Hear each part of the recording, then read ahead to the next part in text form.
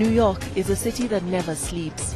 It's home to over 8 million people who are constantly on the move and is the most densely populated state in the USA. Thousands of tourists pass through here all year long, and cab drivers like Prosper Mbaye get to meet people from all over the world. Prosper was born in Senegal and moved to the US 19 years ago. Je suis orienté vers le métier de taximan parce que c'était plus flexible. Vous voyez. I chose this profession because it's more flexible. I used to work in restaurants, but it was hard because if I had to go to school, I would have to ask for permission from the manager. I also became a security guard, and in all this, I had to get permission from managers, but the taxis are not the same thing. It's easier because you're your own boss, and when you want to go to school, you park your taxi, and when you finish, you just take it back. That's the reason why almost all foreign students drive taxis.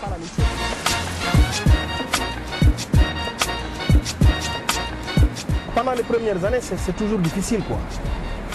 During the first few years, it's always hard, but in my case, it was a bit better, because for us Senegalese, we have a colony, and I already knew a few people by this time I got here.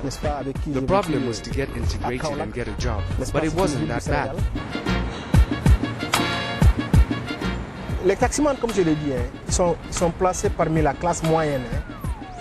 Taximen in New York are in the middle class because I believe that when you make between $800 to $1,000 per week, you are in the medium class. Some people do 3 or 4 years of university, but in the end, they never get the salary of a taximan.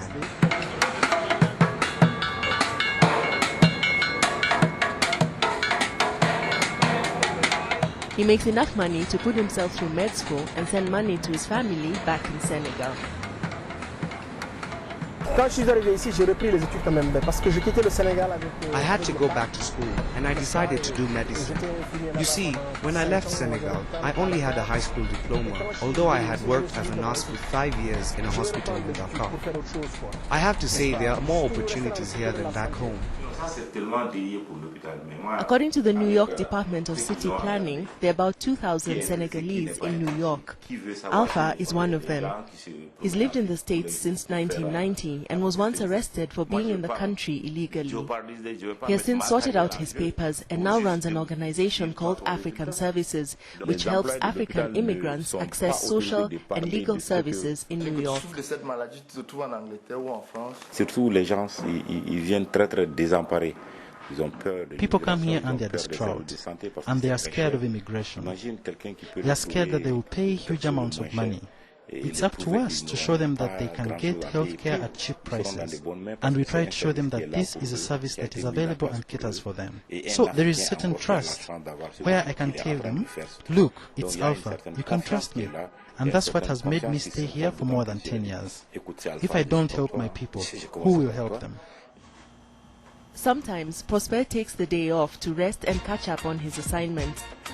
He lives in Harlem, in a neighborhood that's also known as Little Senegal because of the hundreds of Senegalese living here. This place is secure. Like in my building, you cannot leave or enter without signing a book. So it's a very good security measure. This is why many people chose this neighborhood. I like where I live. There are many Senegalese and black people living around here. Ça va? Ça va bien. Ça, c'est les amis français qui sont venus faire un reportage pour le Reuters là. Donc, ils viennent. Il y a une nette différence entre la vie que nous vivions là-bas et celle que nous vivons ici. There is a difference between the life that I live here and the one I live there. But the magnitude of this change is what shocks me every day. The mentalities are not the same. We've lived with different people for years, but don't know who they are. It's like we live an anonymous life, and in Senegal, you know everyone. So it's definitely not the same thing as here. You only know some few Senegalese and a few other people. Okay. Merci. Though he's comfortable in the US, Prosper misses Senegal and plans on going back there once he graduates as a doctor. However, he's also applied for permanent residency in the USA and hopes that he will get the chance to make the most of both worlds.